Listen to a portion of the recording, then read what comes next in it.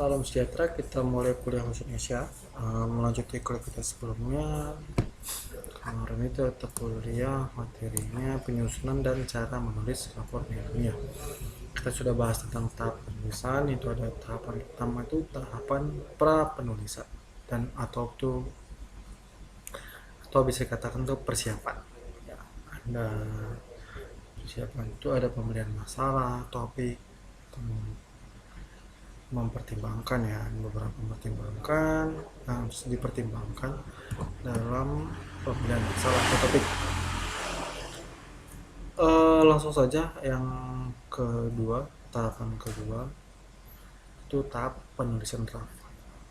Jadi sebelum menjadi sebuah draft, sebelum kita menulis draft ya, namanya juga draft itu pasti tulisan yang belum bisa katakan belum sempurna ya. Masih bakal banyak revisi-revisi, bakal ada perubahan-perubahan.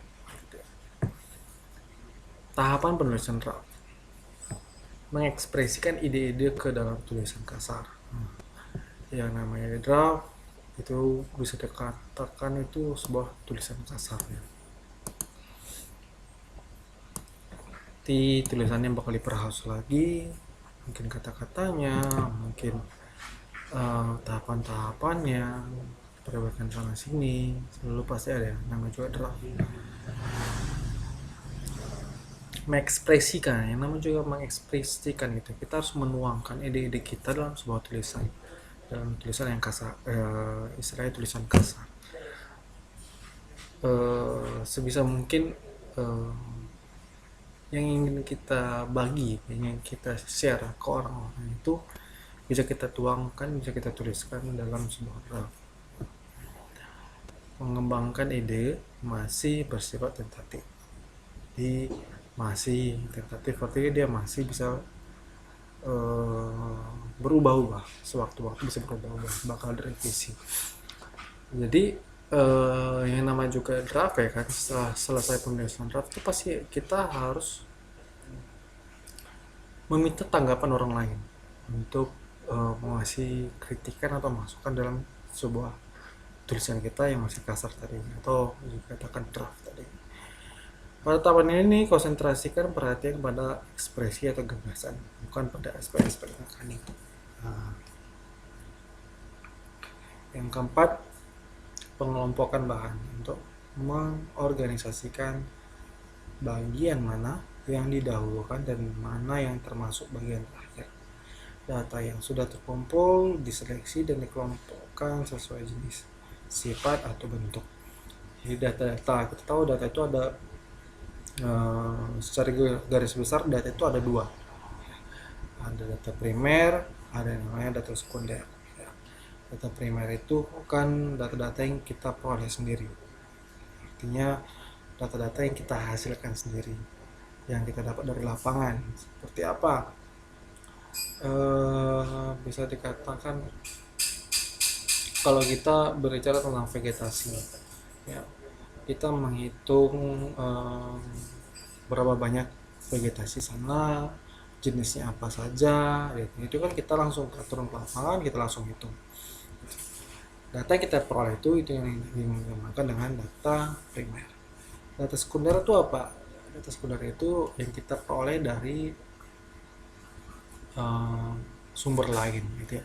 Contohnya apa? Data curah hujan itu kan biasanya diambil dari data BMKG. Itu data sekunder.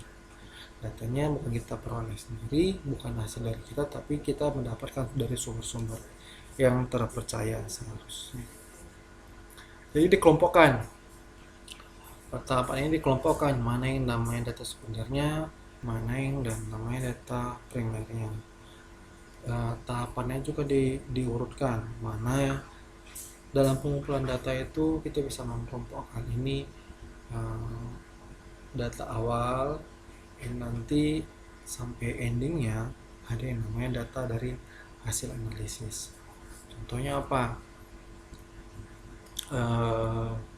Ibaratkan saya penelitian saya gak banyak bersinggung tentang yang erosi. Jadi kita bahas kalau contoh-contoh saya sering membuat contohnya dengan erosi.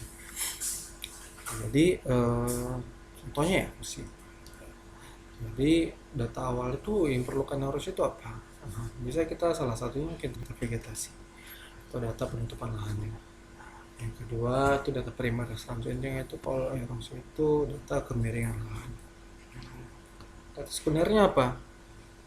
Itu data sekundernya eh, tadi curah hujan. Gitu. Tadi juga ada data primer itu seperti sifat fisik dan sifat kimia tanah, itu juga perlu. Nah, diurutkan data-datanya. Setelah itu data-datanya yang sebelum diolah. Tahap keduanya itu ada data yang telah dianalisis. Ada rumusnya. Rumus dalam mencari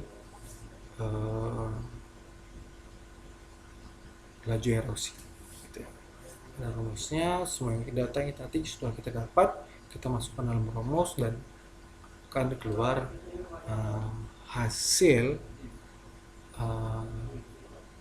data yang dianalisis seperti itu, yaitu data laju erosinya. Itu diurutkan dari pengambilan data, terus dikelompokkan data primer sekunder, dimasuk ke dalam rumus, terus tahap selanjutnya ada data yang dihasilkan dari rumus-rumus tadi. Pengkonsepan, ini pengkonsepan karya ilmiah dilakukan sesuai dengan urutan dalam kerangka karangan yang telah ditetapkan. Ya. Banyak karya-karya ilmiah, namanya karya ilmiah itu banyak jenisnya. Ada jurnal, ada makalah, dan lain-lain. Skripsi, semuanya punya yang namanya kerangka karangan. Memang garis besarnya itu pasti pendahuluan, isi, dan penutup. Tapi ada sub-sub babnya itu yang setiap karangan ilmiah itu berbeda-beda. Tergantung kita sedang menulis karangan ilmiah jenis apa. Diurutkan lagi gitu ya, diurutkan dari pendahuluan. Banyak di dalam pendahuluan itu seperti latar belakang, tujuan,